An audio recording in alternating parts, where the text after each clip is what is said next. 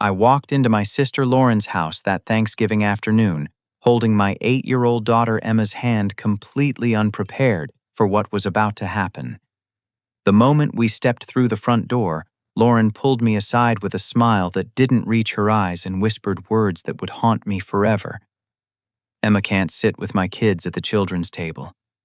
Poverty might be contagious, and I don't want my children getting ideas about settling for less."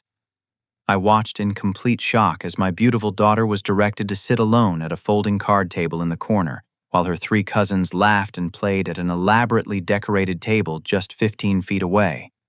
The humiliation burned through my chest as extended family members pretended not to notice the obvious segregation happening right in front of them. 2 years ago, my life looked completely different. I had a steady job as a marketing coordinator, pulling in $65,000 annually, a decent apartment in a good neighborhood, and a marriage that I thought was solid. Then everything fell apart like dominoes in an earthquake. My wife, Sarah, announced she was leaving me for Marcus, her personal trainer at the gym, just 3 weeks before Christmas. The divorce proceedings dragged on for 8 brutal months, draining every penny I had saved while Sarah fought for primary custody of Emma. During the custody battle, my company underwent massive downsizing due to budget cuts, and I found myself unemployed with legal bills piling up faster than I could count them. The marketing industry proved unforgiving to someone with a gap in employment, and after months of fruitless interviews, I swallowed my pride and took 2 part-time jobs just to keep a roof over our heads. My mornings started at 5:30 loading trucks at a distribution warehouse, and my evenings ended past 10 stocking shelves at a grocery store chain. Lauren, my older sister by 4 years, had taken a dramatically different path through life. She married Tyler Brennan right out of college, and he inherited his father's construction company before turning 30. They lived in a sprawling 4,000-square-foot house in Maple Heights, complete with a 3-car garage and professionally landscaped gardens. Lauren drove a gleaming white luxury SUV that cost more than I made in 6 months, while Tyler operated his business from a home office that looked like something from an architectural magazine.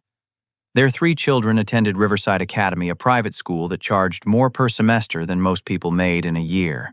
Madison was 10, Connor had just turned 8 like Emma, and little Sophie was 6 with blonde ringlets that Lauren spent a fortune maintaining at an upscale salon. Lauren had quit her job as a dental hygienist the moment Tyler's business started generating serious revenue, transforming herself into a full-time homemaker who seemed to find purpose in judging everyone else's life choices. 3 weeks before Thanksgiving, Lauren called me with unusual warmth in her voice. She insisted I bring Emma to their traditional family dinner, claiming our mother Janet had specifically requested it. "The family needs to stick together during tough times," she said, and for the first time in months I felt a spark of hope that maybe my sister was finally showing some compassion for our situation. That hope evaporated the second I rang her doorbell carrying a store-bought pumpkin pie from the grocery store where I worked nights. Lauren answered wearing a burgundy cashmere sweater that probably cost more than my monthly rent, her eyes immediately scanning our thrift store clothing with barely concealed disdain. Behind her, Tyler appeared in pressed khakis and a polo shirt, offering me a brief nod that felt more like dismissal than greeting. The house smelled incredible, filled with aromas of professionally catered turkey, homemade stuffing, and fresh-baked rolls that made my stomach growl audibly. I noticed hired servers in black uniforms moving efficiently through the dining room, setting crystal glasses and arranging centerpieces that looked like they belonged in a magazine spread. Everything spoke of money being no object, a sharp contrast to the modest Thanksgiving dinner Emma and I had planned with frozen vegetables and a small turkey breast. In the main dining room, Lauren had created an elaborate children's area that took my breath away. A beautifully decorated table with matching plates, cloth napkins, and sophisticated place settings sat ready for the 3 kids. Special appetizers designed for young palates were artfully arranged on silver platters, and colorful decorations hung overhead, creating a magical dining experience.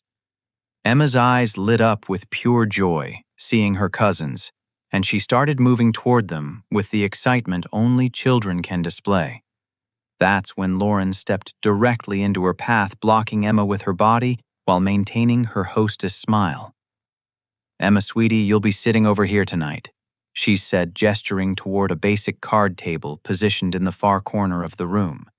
The table looked like it had been pulled from storage, covered with a plain white tablecloth and set with mismatched dishes that clearly weren't part of the good china collection. My stomach dropped as the implications hit me, but I followed Lauren into the kitchen, hoping I had misunderstood her intentions. Away from the other guests, she turned to face me with an expression that mixed pity with determination. "Brooke, I think it's important that children understand there are consequences for the choices adults make," she began, her voice taking on a lecturing tone. "My kids attend Riverside Academy, and I can't have them thinking it's acceptable to live the way you're living now." "What exactly are you saying, Lauren?" I asked, though I already knew the answer was going to destroy me. "Poverty might be contagious," she said matter-of-factly. "Not literally, of course, but attitudes are. I've worked too hard to give my children the best opportunities to have them influenced by someone who's given up on achieving success. Emma will be perfectly comfortable at her own table, and this might actually teach her some valuable lessons about motivation and personal responsibility." I stood there, processing her words, feeling like I had been punched in the chest. My sister was segregating my 8-year-old daughter at a family dinner because she considered our financial struggles to be some kind of moral failing that might contaminate her own children. The cruelty of it left me speechless for several moments, while Lauren continued arranging appetizers as if she had just discussed the weather. As I tried to formulate a response that wouldn't result in a screaming match, I heard Tyler's voice coming from his home office just down the hallway. The door was slightly ajar, and his words carried clearly as he spoke in hushed, urgent tones to someone on the phone. "I understand the payment was due last week, but I'm asking for just 2 more weeks," he was saying. "The receivables are coming in slower than expected, and I can guarantee you'll have the full amount by the 15th. I moved closer to the hallway, pretending to admire some family photos while straining to hear more of the conversation. Tyler's voice had taken on a pleading quality that I had never heard before. "Please don't move forward with any action yet. We've been good customers for 3 years, and this is just a temporary cash flow issue. I have several large contracts that will be paying out before Christmas." The conversation continued for several more minutes, with Tyler making promises about payments and extensions, while someone on the other end apparently remained unconvinced. When he finally hung up, I heard him slam something down on his desk and mutter curse words under his breath. The exchange left me confused and intrigued, filing away the information, while returning my attention to Lauren's continuing explanation of her seating arrangements. "I hope you understand this isn't personal," she concluded. "I'm just trying to be responsible about the influences my children are exposed to during their formative years." Walking back into the dining room felt like entering a courtroom where the verdict had already been decided against us. Emma sat alone at the card table, her small hands folded in her lap as she watched her cousins being served elaborate appetizers by the uniformed catering staff. The contrast couldn't have been more obvious or more painful. While Madison, Connor, and Sophie enjoyed shrimp cocktail and stuffed mushrooms on fine china, Emma had a small plate with crackers and a juice box that looked like it came from a convenience store. I watched my daughter's face as she tried to engage her cousins in conversation from across the room. "Madison, did you like that movie we watched last time?" she called out hopefully. Before Madison could respond, Lauren swooped in with a bright smile and redirected the conversation. "Madison, tell everyone about your piano recital next week," she said loudly, effectively drowning out Emma's attempt at connection. The front door chimed as more family members arrived, and I felt a mix of relief and anxiety as my mother Janet entered with my Aunt Patricia and Uncle Robert. Janet looked radiant in her navy blue dress, carrying a homemade sweet potato casserole that had been a family tradition for decades. She glanced around the room, taking in the elaborate setup and professionally catered spread with obvious surprise. "My goodness, Lauren, you've really outdone yourself this year," Janet said, then noticed Emma sitting alone in the corner. Her eyebrows drew together in confusion. "Why isn't Emma with the other children?" Before I could answer, Lauren glided over with practiced ease. "Oh, Mom, I thought it would be nice to give the kids different perspectives on the dinner. Emma's got a great view of everything from over there, and sometimes it's good for children to have their own space." The explanation sounded weak even to my ears, but Janet accepted it with a slight nod, while Lauren quickly distracted her with hosting duties. "Come see what Tyler did with the wine selection this year." She continued, guiding our mother toward the bar area, where Tyler was opening bottles that probably cost more than I spent on groceries in a month. Aunt Patricia, however, wasn't so easily diverted. A retired elementary school teacher with 40 years of experience reading children's emotions, she looked from Emma to the main children's table with a frown that deepened by the second. She approached me quietly while Lauren was occupied with other guests. Brooke, what's really going on here?" she asked in the direct way that had made her legendary among her former students. "That little girl looks like she's been punished for something." I struggled with how much to reveal, not wanting to cause a scene, but also feeling the weight of defending my daughter's dignity. "Lauren has some concerns about seating arrangements," I said carefully. Patricia's eyes flashed with understanding and anger. "Concerns about what exactly?" Before I could respond, Lauren's voice carried across the room as she entertained a group of Tyler's business associates who had stopped by for cocktails. "I always tell my children that hard work and good choices lead to success," she was saying. "It's important they understand that people who make poor decisions face consequences. That's how we teach them to value education and responsibility." The comments were clearly directed at me, though she maintained plausible deniability by speaking to the group rather than addressing me directly. Several guests glanced in my direction, and I felt heat rising in my cheeks as I realized Lauren was using our family dinner as an opportunity to lecture about my supposed character defects.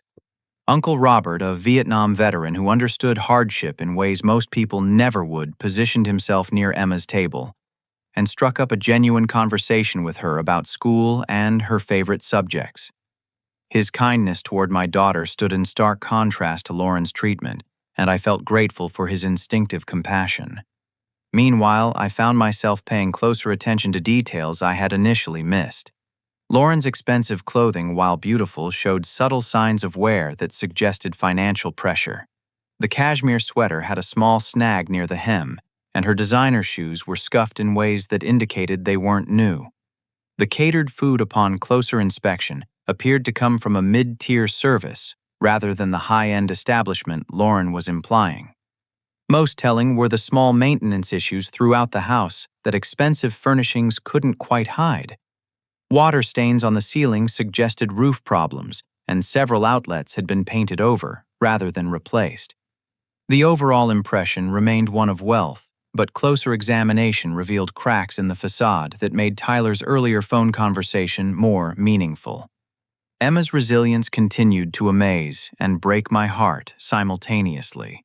Despite her isolation, she maintained her natural cheerfulness, complimenting Lauren on the beautiful decorations and asking polite questions about the food. When Sophie, the youngest cousin, looked longingly at Emma's small bag of animal crackers, Emma immediately offered to share them. "Emma, sweetie, keep your snacks to yourself," Lauren interrupted quickly. "Sophie has plenty of her own food, and we need to be careful about hygiene standards. Different households have different cleanliness practices." The implication hit me like a physical blow. Lauren wasn't just segregating Emma because of our financial situation. She was suggesting that our poverty made us literally unclean and unsafe for her children to be around. I watched Emma's face fall as she processed the rejection, not fully understanding the cruelty behind it, but sensing that something was fundamentally wrong with how she was being treated. The afternoon grew more painful as Lauren continued her performance of gracious hospitality while systematically excluding and humiliating Emma. Every attempt my daughter made to connect with her cousins was intercepted. Every gesture of kindness was rebuffed, and every moment served to reinforce the message that she wasn't good enough to share space with Lauren's children. As I watched this unfold, my mind kept returning to Tyler's desperate phone conversation and the financial documents I had glimpsed. Something didn't add up about their apparent prosperity, and Lauren's cruelty seemed increasingly motivated by fear rather than genuine concern for her children's welfare. The pieces of a larger picture were beginning to form, though I couldn't yet see the complete image that would soon emerge. The breaking point was approaching as my anger built with each passing moment, but I forced myself to remain calm for Emma's sake. Little did I know that the afternoon's revelations were just beginning, and that Lauren's house of cards was about to collapse in ways that would expose the true nature of her character and the desperate circumstances she was trying so hard to hide. My mother, Janet, had been watching the seating arrangement with growing discomfort for the better part of an hour. As a grandmother who had always treated her grandchildren equally, the obvious segregation finally became too much for her to ignore. She set down her wine glass and walked directly over to where I stood near the kitchen entrance. Brooke, I need to understand something," she said in a voice that carried the authority of someone who had raised 5 children and wouldn't be dismissed with vague explanations. "Why exactly is Emma sitting by herself while her cousins are together? I took a deep breath, knowing that revealing the truth would create the confrontation I had been trying to avoid. Lauren told me that poverty might be contagious, and she doesn't want her children exposed to someone who has given up on achieving success. Janet's face went completely pale, then flushed red with an anger I hadn't seen from her since childhood. She said, "What about my granddaughter?" Before I could elaborate, Janet marched directly toward Lauren, who was showing off her holiday table settings to Tyler's business associates. "Lauren Marie, I need to speak with you right now," she announced in a tone that made everyone in the immediate area stop their conversations. Lauren's composed hostess expression flickered for just a moment before she recovered her smile. "Mom, whatever it is can wait until after dinner. I'm in the middle of entertaining our guests." "No, it cannot wait," Janet replied firmly. "I want you to explain to me why Emma is sitting alone while your children eat together." The question hung in the air like a challenge, and I watched Lauren's face cycle through several emotions before settling on defensive indignation. "Mom, this is my house, and I make the decisions about seating arrangements based on what I think is best for my family." "That's not an answer," Janet pressed. "That's an evasion. I'm asking you directly why you've separated an 8-year-old child from her cousins at a family dinner." Lauren glanced around nervously, clearly uncomfortable with the public nature of the confrontation. "If you must know, I'm trying to teach my children about the importance of making good life choices. Brooke's situation is the result of poor decisions, and I won't expose my kids to the idea that failure should be rewarded or that lack of ambition is acceptable." The words hung in the air like poison gas, and I watched as several family members processed what Lauren had just openly admitted. Aunt Patricia's mouth dropped open in shock, while Uncle Robert's face darkened with disapproval. Even Tyler's business associates looked uncomfortable witnessing this level of family cruelty. "You're punishing a child for her father's circumstances," Janet asked, her voice rising with each word. "You're treating your own niece like she has some kind of disease because her family is going through financial difficulties." Tyler chose that moment to step in and support his wife, though his intervention only made things worse. "Janet, with all due respect, Lauren is trying to instill good values in our children. Brooke needs to take responsibility for his choices instead of expecting the family to pretend everything is fine when it clearly isn't."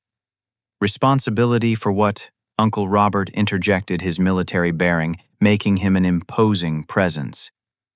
"For getting divorced. For losing his job during layoffs. For working 2 jobs to support his daughter. For not planning better?" Tyler replied, his voice taking on a condescending tone. "For not having savings, for not maintaining his career trajectory, for not providing the kind of stability children need." The conversation was spiraling toward a full family war when Emma approached the group of arguing adults. Her small voice cut through the tension like a knife.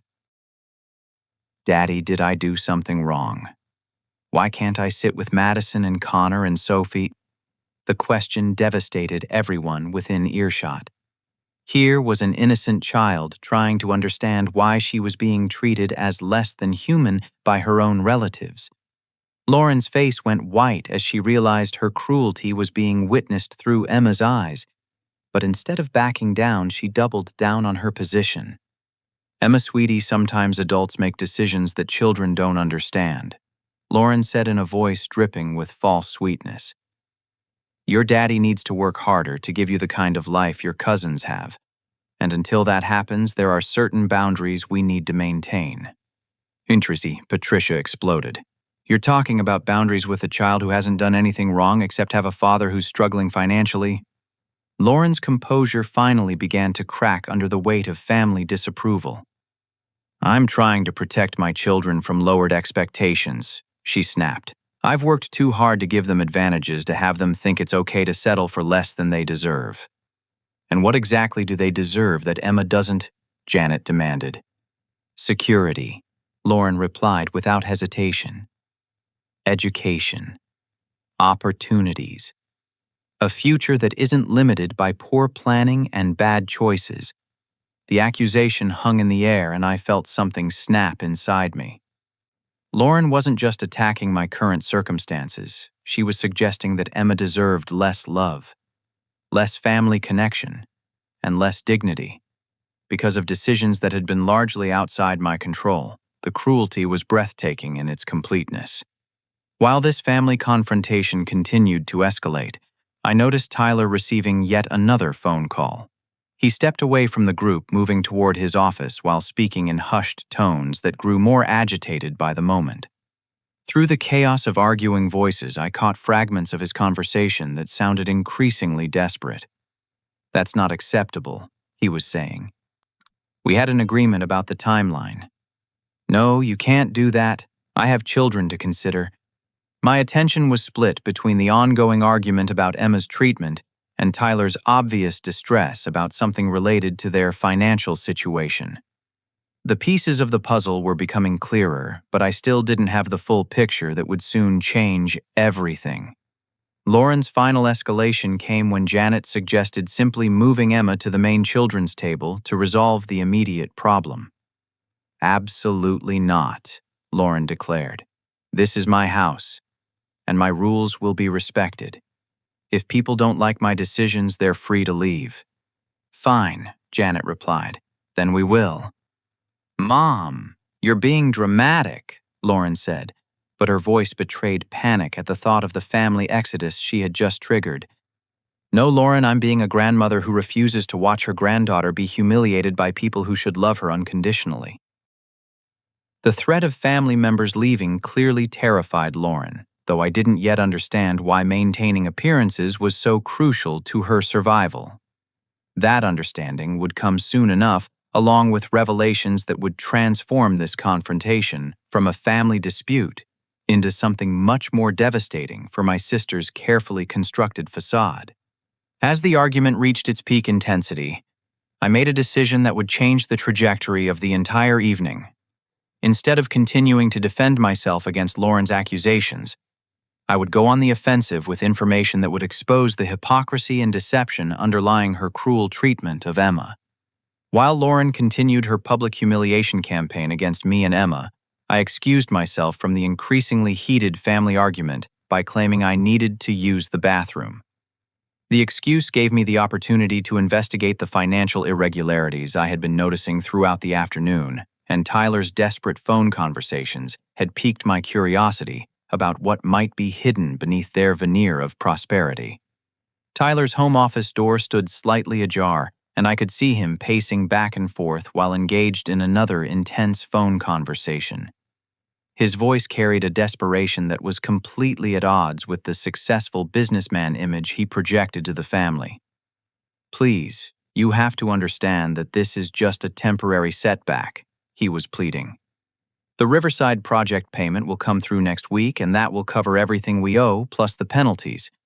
I positioned myself near the doorway, pretending to examine the family photos lining the hallway while straining to hear more details. The conversation revealed far more than I had expected to discover.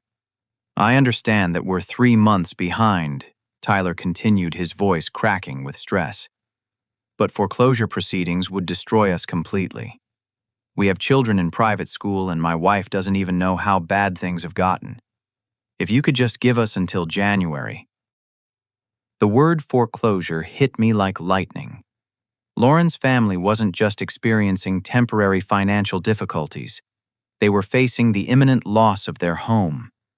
The elaborate Thanksgiving dinner, the hired catering staff, and Lauren's expensive clothing were all part of a desperate facade designed to hide their impending financial collapse.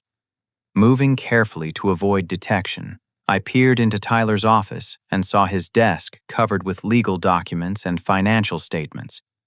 From my limited vantage point, I could make out letterheads from banks' legal firms and what appeared to be court documents. The scope of their financial problems was clearly much larger than a simple mortgage issue. Tyler's phone conversation concluded with him making promises he obviously couldn't keep about payment schedules and asset liquidation. When he hung up, I heard him slam his hand on the desk and curse loudly enough that I quickly moved away from the doorway to avoid being discovered eavesdropping. Returning to the main gathering, I observed Lauren with completely new understanding. Her expensive clothing, while still impressive, now appeared as costume pieces in an elaborate performance designed to maintain an illusion of prosperity. The hired catering staff, which I had initially seen as evidence of wealth, now looked like a desperate attempt to maintain appearances despite financial ruin. The house itself, viewed through this new lens, showed subtle signs of deferred maintenance and financial strain.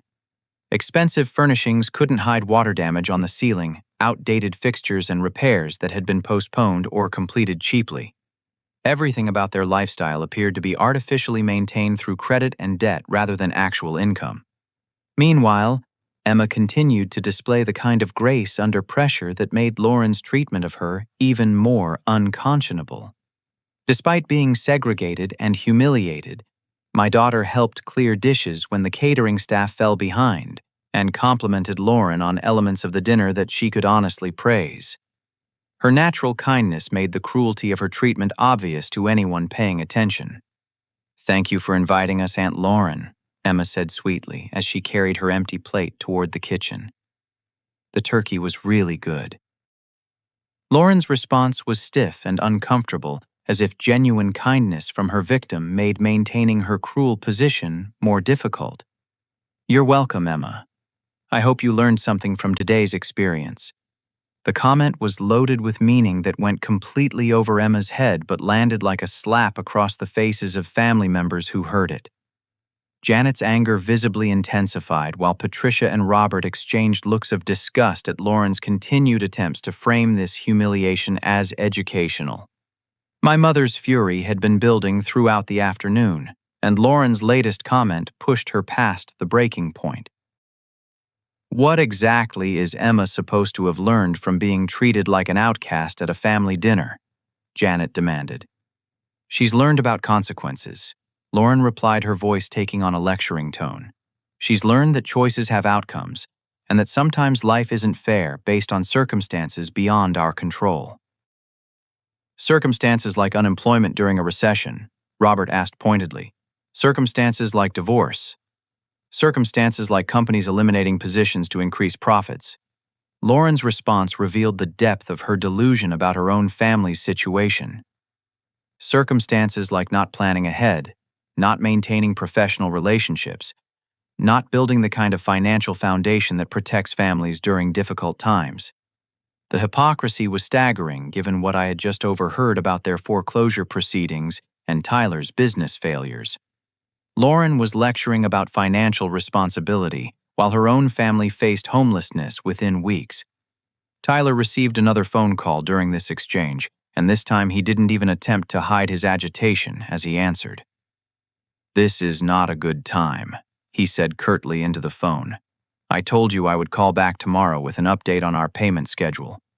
The conversation continued with Tyler making increasingly desperate promises about legal settlements and contract payments that would supposedly resolve their financial crisis.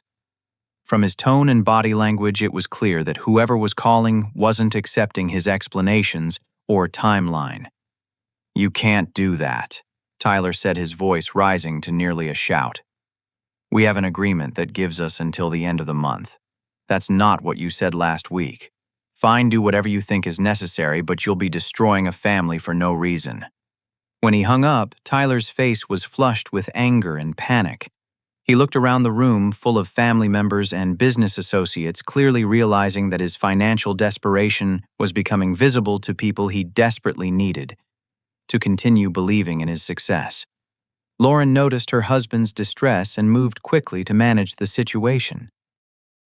"Tyler's just dealing with some end-of-year business complications," she announced to the room. "You know how it is with construction projects and payment schedules."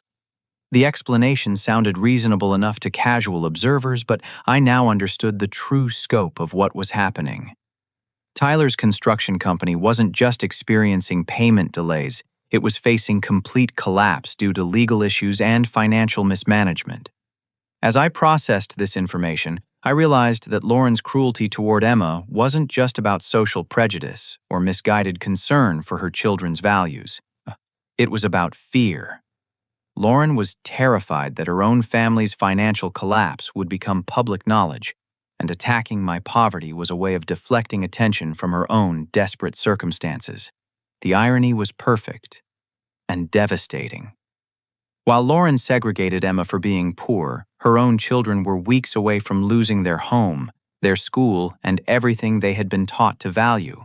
While she lectured about the consequences of poor financial planning, her husband was begging creditors for extensions and promising payments he couldn't make. My anger was building towards something I had never experienced before. Lauren hadn't just humiliated Emma, she had done so while living a complete lie about her own circumstances. The hypocrisy was so extreme that it demanded exposure, and I began formulating a response that would reveal the truth about who was really facing financial ruin in this family. Emma approached me during this realization, her small hand slipping into mine as she looked up with confused eyes. "Daddy, why is everyone arguing about money?" she asked innocently. "Sometimes adults make things more complicated than they need to be, sweetheart," I replied, squeezing her hand gently while my resolve hardened. "Are we poor?" she asked the question, cutting straight to the heart of Lauren's accusations. "We don't have as much money as some people," I answered honestly, "but we have everything we need, and more importantly, we have each other." Emma nodded solemnly, accepting the explanation with the resilience that continued to amaze me. "I think Aunt Lauren is scared about something," she observed with the intuitive wisdom that children sometimes display. Her assessment was more accurate than she could possibly understand. Lauren was indeed scared, terrified that her elaborate deception would be exposed and that her children would face the same financial uncertainty she was so cruelly highlighting in Emma's situation. The fear had driven her to levels of cruelty that were about to backfire spectacularly. As the family argument continued around us, I made my final decision about how to respond to Lauren's treatment of my daughter. She had chosen to make our financial situation a public issue, weaponizing poverty as a reason to exclude and humiliate an innocent child. Now she would discover what happened when someone with actual knowledge of financial hardship decided to fight back against hypocrisy and deception. The moment of reckoning was approaching, and Lauren's carefully constructed world was about to collapse under the weight of truth she had been desperately trying to hide. Armed with the devastating knowledge of Lauren's hidden financial collapse, I found myself in a position I had never imagined possible. My sister, who had spent the afternoon lecturing about responsibility and consequences while humiliating my daughter, was living a complete lie about her own circumstances. The hypocrisy was so extreme that it demanded exposure, but I needed to be strategic about how and when to reveal what I had discovered. While the family argument continued in the dining room, I took a moment to gather my thoughts and plan my approach. Tyler's desperate phone conversations had revealed that their house was in active foreclosure proceedings.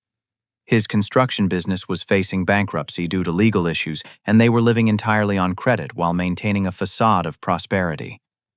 Lauren's cruelty toward Emma wasn't just misguided social prejudice.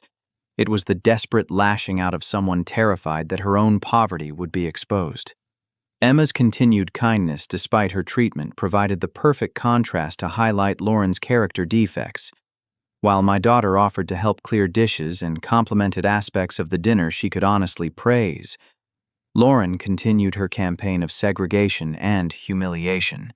The juxtaposition made Lauren's behavior appear even more unconscionable to family members who were witnessing it. "Daddy, can I ask Aunt Lauren if there's something I can do to help with dinner?" Emma asked innocently, still trying to contribute despite being treated like an outcast. "Of course, sweetheart," I replied, watching as my daughter approached Lauren with genuine desire to be useful. "Aunt Lauren, is there anything I can help you with?" Emma offered politely. Lauren's response revealed how uncomfortable genuine kindness made her when it came from someone she was actively mistreating. "No, Emma. The staff has everything handled. Just stay at your table until dinner is served." The dismissal was unnecessarily harsh, and I watched Patricia and Robert exchange looks of increasing disapproval. Uncle Robert, with his military background and understanding of genuine hardship, seemed particularly offended by Lauren's treatment of a child who was clearly trying her best to be helpful and polite. Meanwhile, Tyler's financial crisis was becoming increasingly obvious to anyone paying attention. He received another phone call that sent him pacing through the house with obvious agitation, and I caught fragments of conversation that revealed the true scope of their problems. "The lawsuit's settlement deadline is next Friday," he was saying desperately. "If we can just delay the foreclosure proceedings until after that." "No, I understand you've already extended the timeline twice. Please, I'm asking for humanitarian consideration here." The mention of a lawsuit added another layer to their financial collapse. Tyler's construction company wasn't just experiencing cash flow problems. They were facing legal action that threatened to destroy everything they owned. The expensive Thanksgiving dinner and hired catering staff were starting to look like a final act of desperation rather than evidence of continued prosperity. I moved closer to Tyler's office and managed to glimpse more of the paperwork scattered across his desk. Legal documents with letterheads from major law firms suggested that the lawsuit was substantial enough to require serious legal representation. Financial statements showed mounting debts and declining revenues that painted a picture of complete business failure. Most devastating were the foreclosure notices that detailed exactly how far behind they were on mortgage payments. 3 months of missed payments with penalties and fees that had escalated their debt beyond any reasonable hope of recovery. The bank's patience had clearly run out, and the foreclosure process was moving forward regardless of Tyler's promises and pleas. Armed with this information, I found myself experiencing a range of emotions that surprised me with their intensity. Anger at Lauren's hypocrisy was certainly present, but it was mixed with something approaching pity for someone so terrified of poverty that she would attack it in others while hiding her own financial ruin. Her cruelty toward Emma was unconscionable, but it was also clearly driven by fear and desperation, rather than genuine malice. The family argument in the dining room was reaching new levels of intensity as Janet and Patricia pressed Lauren to justify her treatment of Emma. Lauren's responses were becoming more defensive and increasingly irrational as she tried to maintain her position while family members lined up against her. "I'm trying to teach my children about standards," Lauren insisted, her voice taking on a shrill quality that suggested her composure was finally cracking. "I won't apologize for wanting them to understand that success requires effort and planning." Success like Tyler's construction company, Robert asked pointedly, clearly suspicious about the phone conversations and agitated behavior he had been observing. Lauren's face went pale at the suggestion that her husband's business might not be as successful as she claimed. "Tyler's company is doing very well, thank you. We're expanding into new markets and taking on larger projects." The lie came easily, but I could see the panic in her eyes as she realized that family members were starting to question the foundation of her claims about financial superiority. Her entire argument for segregating Emma was based on the premise that their family had achieved security through better choices, and any revelation of their actual circumstances would destroy that justification completely. Tyler's return to the main room coincided with another phone call that he answered with obvious dread. This time, he didn't even attempt to maintain privacy, taking the call in full view of the family gathering. "I told you we need more time," he said loudly enough for everyone to hear. 30 days is not enough notice for a family with children. I don't care what the paperwork says, this is a humanitarian issue. Fine. Do whatever you feel you need to do. When he hung up, Tyler looked around the room and realized that his financial desperation was now completely visible to everyone present. His face flushed with embarrassment and anger as he processed the implications of having his private business exposed to family members and guests. "Everything all right, Tyler?" Robert asked with the directness of someone who had faced real hardship and recognized the signs of financial distress. "Just business complications," Tyler replied unconvincingly. "Nothing that won't resolve itself with time and patience." Lauren moved quickly to support her husband's explanation, but her own panic was becoming visible as she realized their facade was crumbling in real time. "Tyler's just dealing with some seasonal payment delays. Construction is always challenging during the winter months." The explanation might have been accepted if not for the obvious desperation in Tyler's voice during his phone conversations and the mounting evidence of financial crisis that anyone with experience could recognize. Robert and Patricia were both looking skeptical, while Janet seemed confused about what was really happening with her daughter's family. As I watched this unfold, I realized that Lauren's attack on Emma had been motivated by more than just social prejudice. She was lashing out at our poverty because she was terrified of being exposed as poor herself. Her segregation of Emma was an attempt to create distance between her family and the financial struggle that was actually their own reality. The moment had arrived to reveal what I had discovered and to expose the hypocrisy that had driven Lauren to treat my daughter with such unconscionable cruelty. Emma's dignity deserved to be restored, and Lauren's lies needed to be confronted with truth that would transform this family dinner from a platform for her superiority into a reckoning with reality. I looked at Emma still sitting alone at her card table while trying to maintain her cheerful demeanor despite everything that had happened. Her resilience and kindness in the face of such treatment had shown everyone present what real character looked like. And now it was time to show them what real consequences looked like for someone who would attack a child to hide their own shame and fear.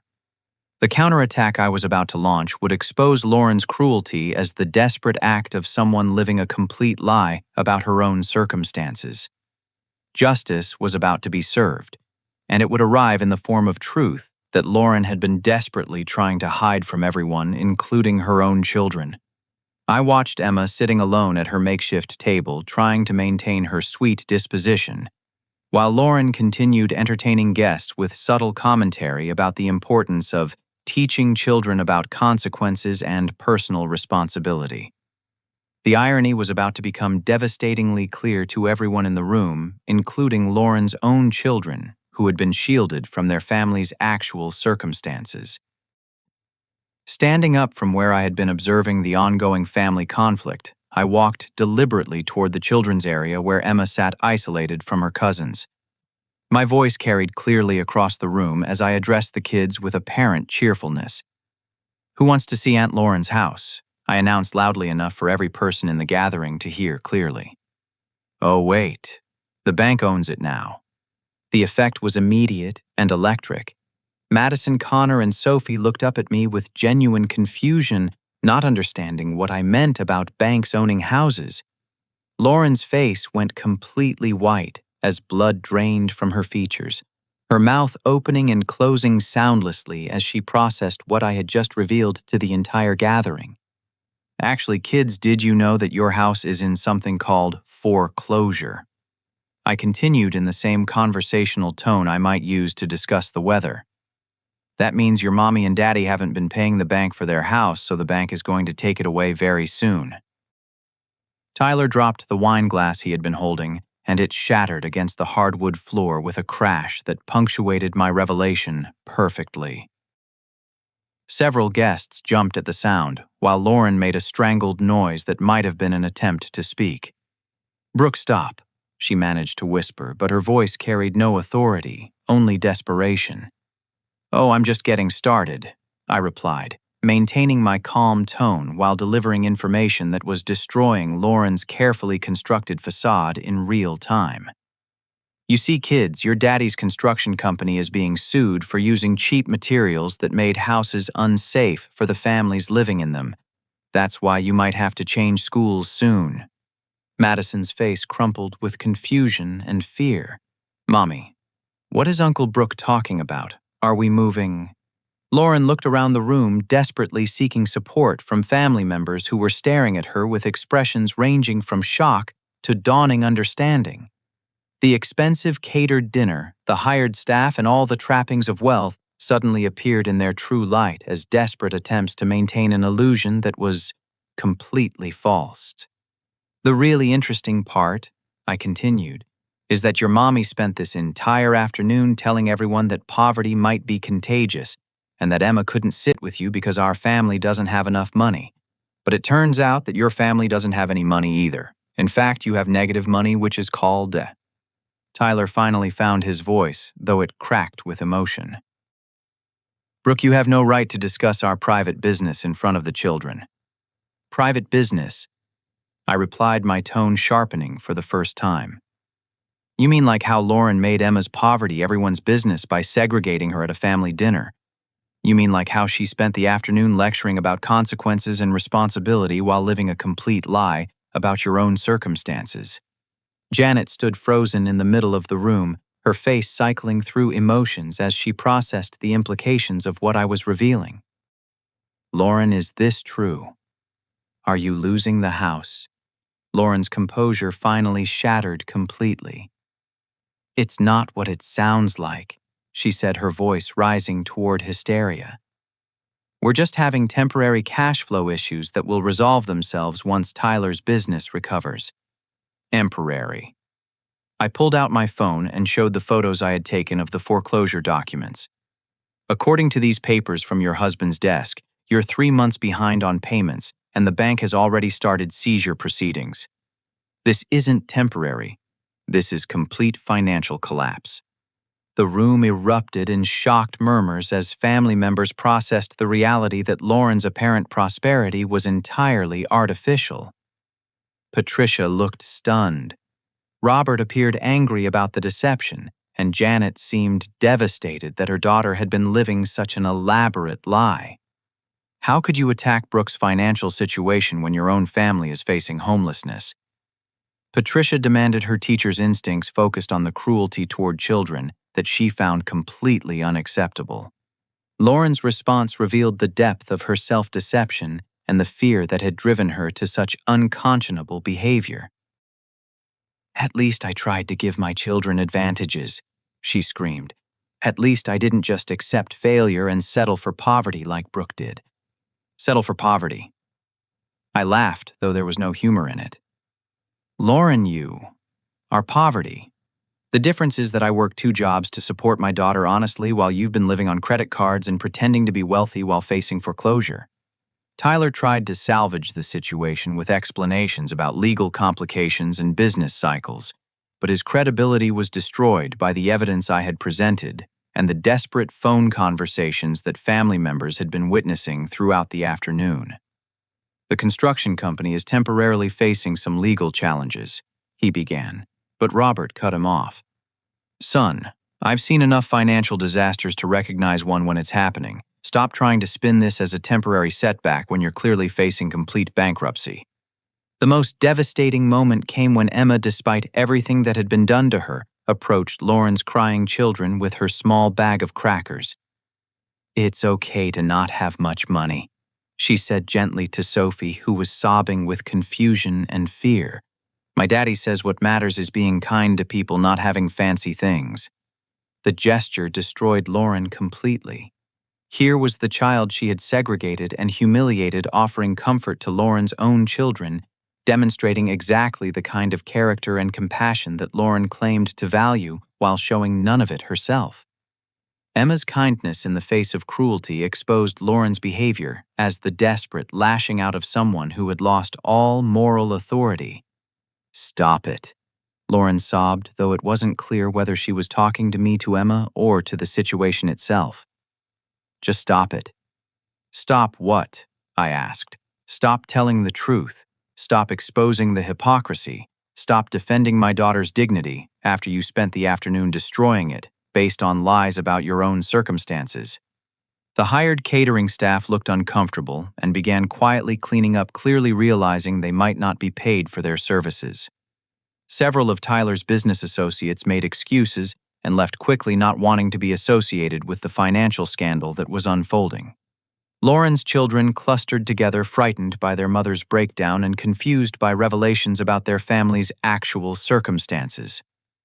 Madison, the oldest, seemed to be processing the implications fastest, her face showing the dawning understanding that everything she had been taught about their family's success was false. "Are we really poor like Uncle Brooks said?" Connor asked his mother directly. Lauren couldn't answer the question. Her entire identity had been built around the fiction of financial superiority, and having that fiction destroyed in front of her children left her with nothing to say. The cruelty she had directed at Emma was now revealed as projection of her own fear and shame about circumstances that were actually worse than ours. The devastation was complete. Lauren's reputation in the family was destroyed, her financial deceptions were exposed, and her children now understood that the poverty she had attacked in Emma was actually their own reality. The justice was perfect in its symmetry.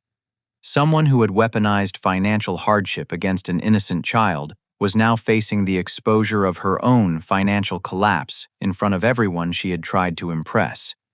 But this wasn't the end of the story. Lauren's cruelty had created wounds that needed healing, and the family would need to process the implications of her deception and find a way forward that prioritized the children's well-being over the adults' pride and shame. The silence that followed Lauren's complete breakdown was broken only by Sophie's quiet crying and the sound of Tyler frantically making phone calls to try to manage the crisis that had just exploded in front of their entire family. Lauren sat slumped in one of her expensive dining room chairs, her carefully applied makeup streaked with tears as she processed the complete destruction of her elaborate facade. My mother, Janet, moved first, walking directly past Lauren to kneel beside Emma at the card table. "I'm so sorry, sweetheart," she said, pulling her granddaughter into a fierce hug. "You should never have been treated that way, and it will never happen again." Emma hugged her grandmother back, then looked around at her crying cousins with the kind of empathy that comes naturally to children who haven't had kindness beaten out of them by life's hardships. "Grandma, can I go sit with Madison and Connor and Sophie now? They look really sad." "Of course you can, honey," Janet replied, shooting a look at Lauren that could have melted steel. "You can sit wherever you want." As Emma made her way to the main children's table, Madison immediately made space for her and wrapped an arm around her shoulder. "I'm sorry my mom was mean to you," she whispered. "I wanted to sit with you, but she wouldn't let me." The moment captured everything that Lauren had failed to understand about family kindness and what actually mattered in life. Her own daughter was showing more maturity and compassion than Lauren had demonstrated all afternoon, reaching out to comfort the cousin she had been forbidden to interact with. Tyler's phone conversation with what was obviously a lawyer revealed more details about their legal situation. Monday morning. "That's only 3 days away." "No, we don't have anywhere else to go. I understand the bank's position, but we have 3 children to consider." Patricia, drawing on her decades of experience with family dynamics and child psychology, approached Lauren with the directness that had made her an effective educator. "Lauren, you need to apologize to Emma. Properly. Not because we're making you, but because it's the right thing to do, and because your children are watching how you handle this." Lauren looked up with red, swollen eyes, her composure completely shattered. I don't know what to say. I was trying to protect them from ending up like what?" Robert asked, his military bearing making him an imposing figure despite his attempt at gentleness. "Like families who face financial difficulties. Like people who work multiple jobs to support their children. like human beings who deserve dignity regardless of their bank account balance. I was scared. Lauren finally admitted, her voice barely above a whisper. I was so scared that if the kids knew how bad things were getting, they would lose hope or think we were failures. I thought if I could just maintain appearances until Tyler's business recovered. So, you decided to attack an 8-year-old girl instead of dealing with your own problems honestly. Janet asked, her grandmother's protective instincts still running high. Lauren's attempt at an apology was halting and clearly forced, but it was necessary for any possibility of family reconciliation. Emma, I'm sorry I made you sit by yourself. I was wrong to treat you differently from your cousins. It wasn't about you at all. It was about my own fears. Emma, with the forgiveness that comes easily to children who haven't learned to hold grudges, simply nodded and said, "It's okay, Aunt Lauren. Sometimes people are mean when they're scared." The wisdom in that simple statement hit everyone in the room. Here was a child who had been cruelly segregated and humiliated, offering understanding and forgiveness to the adult who had hurt her. Emma's response demonstrated exactly the kind of character that Lauren claimed to value while showing none of it herself. Tyler finally ended his phone call and addressed the room with defeated honesty. "We have to be out of the house by Monday morning. The bank isn't willing to negotiate any further extensions, and our legal situation has eliminated any possibility of refinancing or selling." "Where will you go?" Janet asked, her anger at Lauren temporarily overshadowed by concern for her grandchildren's immediate welfare. "I don't know," Tyler admitted. "We've exhausted our credit options, and most of our friends are also business associates who can't afford to be connected to our legal troubles." The practical implications of their situation were staggering. 3 children would need to change schools in the middle of the academic year, leave their friends and their home, and adjust to a completely different lifestyle while their parents faced bankruptcy and potential legal consequences from Tyler's business failures. Robert, true to his veteran's understanding of crisis management, took charge of the immediate, practical concerns. "You'll stay with Patricia and me until you can find something permanent. We have a basement apartment that's not fancy, but it'll house your family while you figure out next steps." Patricia nodded agreement, though her expression made clear that the offer came with expectations about behavior modification. The children shouldn't have to suffer for their parents' poor decisions, financial or otherwise. Lauren's shame was complete, but it was also transformative. For the first time in years, she was being forced to confront reality without the buffer of artificial prosperity. "I don't know how to do this," she sobbed. "I don't know how to tell my children that everything I've taught them about success and failure was wrong." "You start by being honest," I said, my anger beginning to transform into something approaching pity. "You tell them that families can face difficulties that aren't anyone's fault, that money doesn't determine worth, and that attacking other people's struggles doesn't make your own disappear." Emma approached me during this conversation, slipping her small hand into mine with a question that cut straight to the heart of the situation. "Daddy, why did Aunt Lauren think being poor was bad? We're not sad because we don't have lots of money. Some people confuse having money with being successful." I explained loud enough for Lauren to hear. "They think that if you don't have expensive things, you must have done something wrong. But real success is about being kind, working hard, and taking care of the people you love." Lauren's children were processing these revelations with the resilience that kids often show in crisis situations. Madison, as the oldest, seemed to be adjusting fastest to the new reality. "Does this mean we can't go to Riverside Academy anymore?" she asked. "Probably not, sweetheart," Tyler answered honestly. "We'll need to find a public school that can give you just as good an education." "Will Emma go to the same school as us?" Sophie asked hopefully. The question highlighted one of the positive outcomes that might emerge from this crisis. Lauren's children, freed from their mother's prejudices about poverty, could develop genuine relationships with their cousins and learn valuable lessons about resilience and family loyalty. "We'll see what we can work out," I replied, looking at Lauren to see if she had learned anything from the afternoon's revelations. Lauren's response suggested that the experience had genuinely changed her perspective, though it would take time to see if the change was permanent. If we end up in the same school district, I think that would be wonderful. The kids should know their cousin better.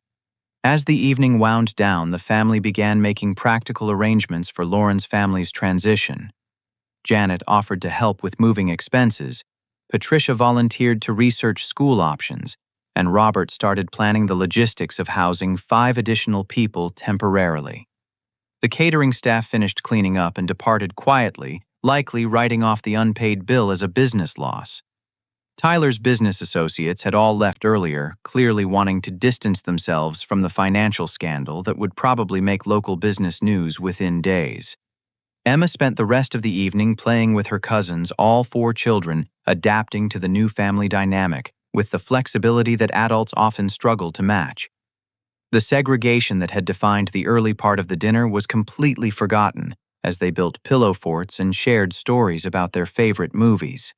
As we prepared to leave, Lauren pulled me aside for a private conversation that felt like a genuine attempt at accountability rather than damage control. "Brooke, I need you to understand that my behavior today wasn't really about you or Emma. I was projecting my own terror about being poor onto your situation, and I convinced myself that attacking your circumstances would somehow protect my children from the same fate." "I understand the fear," I replied. "What I don't understand is making an 8-year-old pay the price for your adult anxieties." "Neither do I now," she admitted. "Watching Emma comfort my children after everything I did to her, I've never been more ashamed of myself in my life." The shame was appropriate and necessary, but it also needed to lead to genuine change rather than just emotional catharsis. "Lauren, your kids are going to need you to be honest and strong during this transition. They can't afford to have a mother who's more concerned with appearances than with their actual well-being." "I know," she said, "and I know I have a lot of work to do to repair the damage I've caused both to Emma and to my own children's understanding of what really matters." Driving home with Emma that evening, I reflected on how the day's events had revealed character in ways that surprised everyone involved. Emma's kindness in the face of cruelty had shown more maturity than most adults display under pressure. Lauren's cruelty had been exposed as fear and desperation rather than genuine malice, though that didn't excuse the harm she had caused. "Daddy, I feel sorry for Madison and Connor and Sophie," Emma said as we pulled into our apartment complex. "It must be scary to find out that everything you thought was true wasn't really true." "It is scary," I agreed. "But sometimes scary changes lead to better things. They might discover that being in our school district and living more simply actually makes them happier. And they'll learn that having less money doesn't make you a bad person," Emma added with the wisdom that had been evident throughout the entire ordeal. The life lesson that emerged from this painful experience was multifaceted and profound. Lauren's fear of poverty had made her cruel to those experiencing it, while her deception about her own circumstances had prevented her from getting help when she needed it most. Her attack on Emma's dignity had ultimately destroyed her own reputation, while revealing the strength and character of the child she had tried to diminish. More importantly, the afternoon had shown that true poverty isn't financial. Lauren, despite her expensive house and designer clothes, had been spiritually and emotionally impoverished by her prejudices and fears. Emma, despite our modest circumstances, was rich in the qualities that actually matter: kindness, resilience, and the ability to find joy regardless of external circumstances. The justice that was served wasn't about revenge or humiliation, though Lauren certainly experienced both. It was about truth prevailing over deception, kindness triumphing over cruelty, and the recognition that a person's worth has nothing to do with their bank account balance. As I tucked Emma into bed that night in our small apartment, I realized that we had always been the wealthy family in this story. We had love, honesty, and the kind of bond that can't be bought or faked. Lauren's house might have been bigger, but our home was stronger.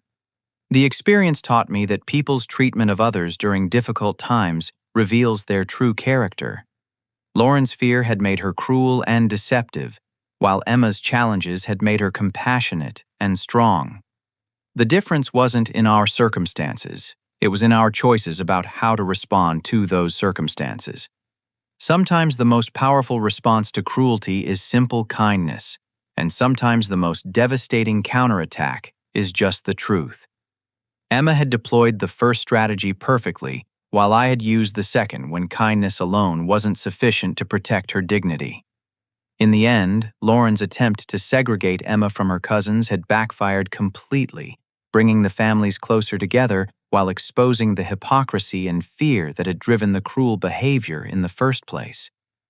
True family bonds can't be broken by financial differences, and real character emerges most clearly during times of crisis.